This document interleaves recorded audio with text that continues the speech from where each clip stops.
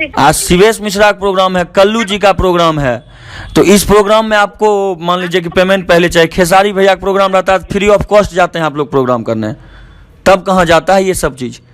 सब कुछ ना आपको देखना चाहिए। आप खेसारी भैया के प्रोग्राम में फ्री में जाते हैं कि नहीं करने प्रोग्राम? कौन फ्री में? हाँ, किसका प्रोग्राम फ्री में? खेसारी भैया के साथ।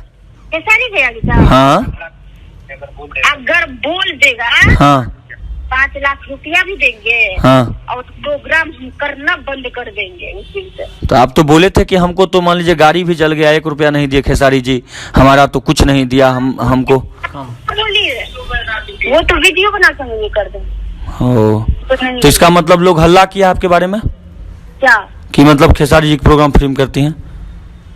खेसारी जी का प्रोग्राम खाली फ्री में करती हैं वो?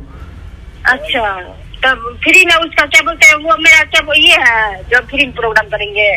तो वही चीज ना हम आपसे पूछना चाह रहे हैं। अब मान लीजिए इतना बात क्या बढ़ाना, आप फ्री में करते हैं कि पैसा ले करते हैं, उससे क्या मतलब है? अभी टाइम है, निकलिए आप लोग और पहुंचिए समय से। देखिए टाइम का बात नहीं है, इतना बजे हम पहुंच के वहाँ पे गाड़ी से